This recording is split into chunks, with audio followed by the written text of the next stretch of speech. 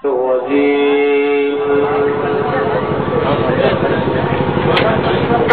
الله الرحمن الرحيم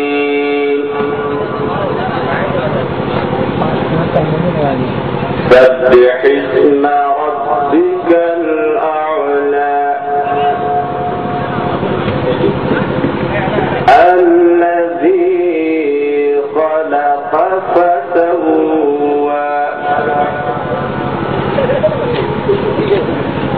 والذي قدر فهدى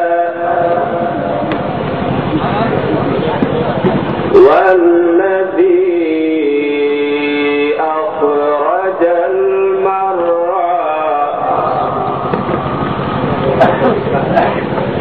فجعله غثاء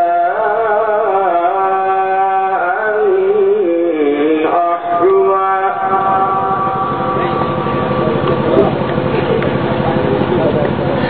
سنقرئك فلا تنسى إلا ما شاء الله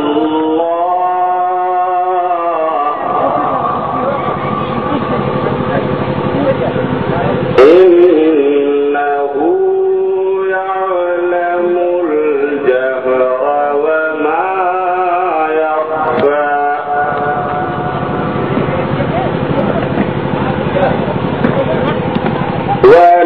ونيسرك لليسرى فذكر إن نفعت الذكرى سيذكر من يخشى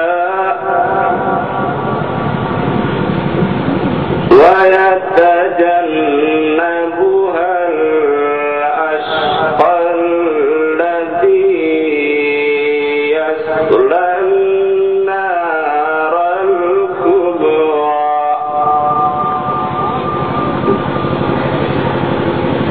ثم لا يموت فيها ولا يحيا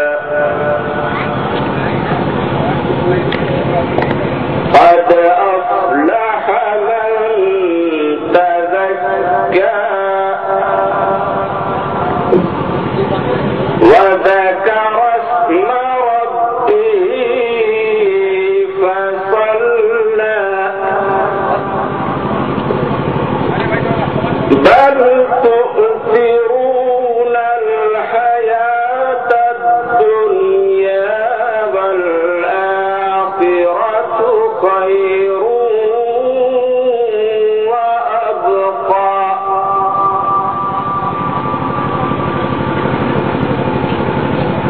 إن هذا لفي الصحف الأولى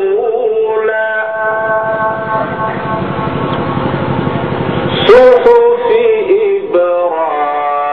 إبراهيم وموسى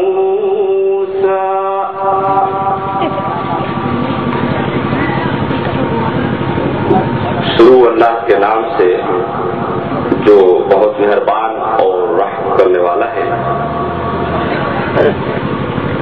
अपने बहुत ही बुलंद अल्लाह के नाम की पाकीज़गी बयान कर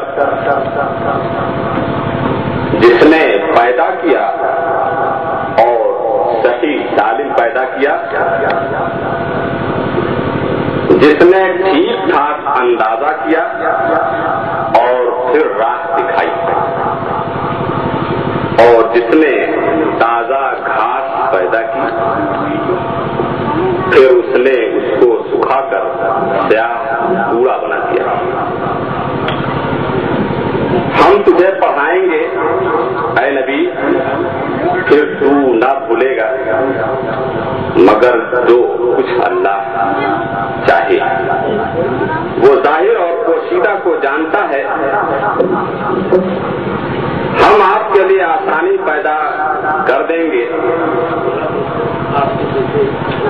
تو آپ نصیحت کرتے رہیں، اگر نصیحت کچھ فائدہ دے۔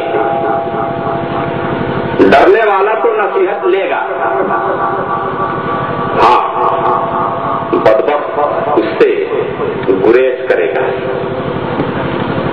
جو بڑی آگ میں جائے گا، جہاں پھر نہ وہ مرے گا نہ جیے گا، بلکہ حالت نزع میں پڑا رہے گا۔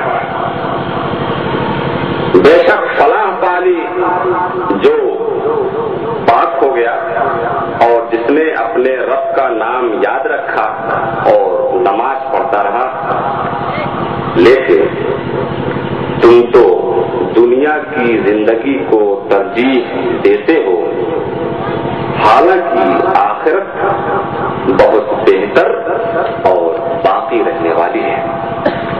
یہ باتیں پہلی کتابوں میں بھی ہیں، یعنی ابراہیم اور موسیٰ کی کتاب میں۔ السلام علیکم۔